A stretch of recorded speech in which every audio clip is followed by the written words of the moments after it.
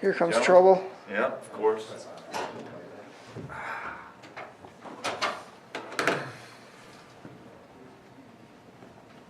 What's this rivalry mean, Coach? How can you put it into words?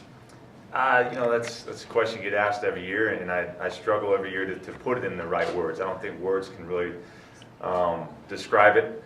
It's the feelings that you get when this week comes around, and really the feelings for this rivalry never go away, regardless if it's Cat Grizz week or if it's the middle of July.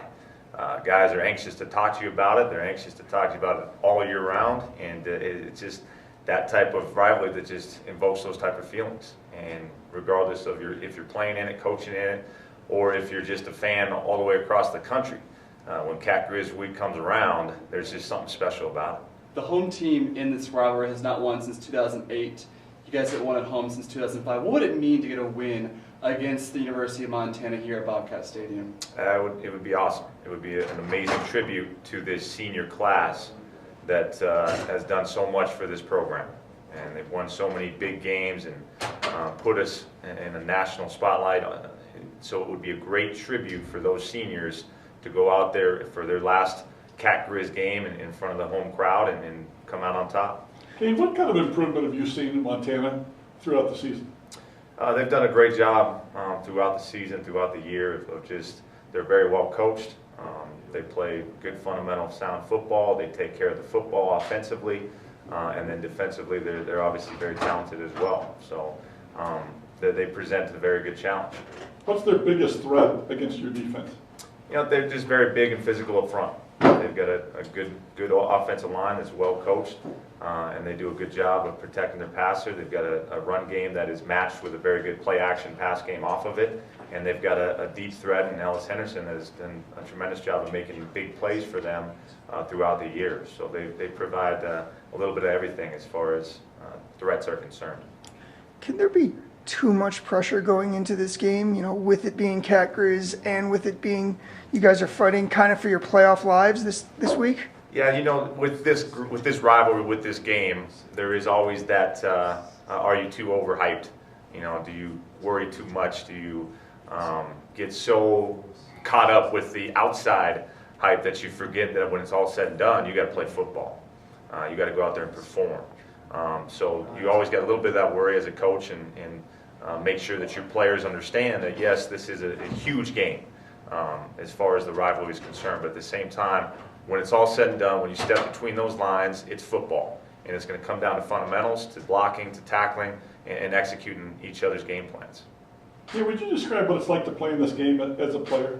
It's an awesome feeling. It's a tremendous, like I said, just the outside world and how much hype is built up every throughout the week. And then to actually step between the lines and the stadium is filled at 8 a.m., the tailgates are rocking and rolling, but then you step between those lines and the crowd's going crazy, and it's a tremendous atmosphere that you're very privileged to be a part of.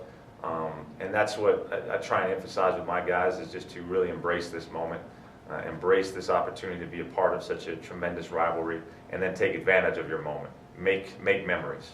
Do you head into this game now as a coach with the same level of excitement as you did as a player? Of course. Granted, would I still love to put the shoulder pads and helmet on and go out there and play for the blue and gold? Yeah, I would do that tomorrow. But I can't do that anymore.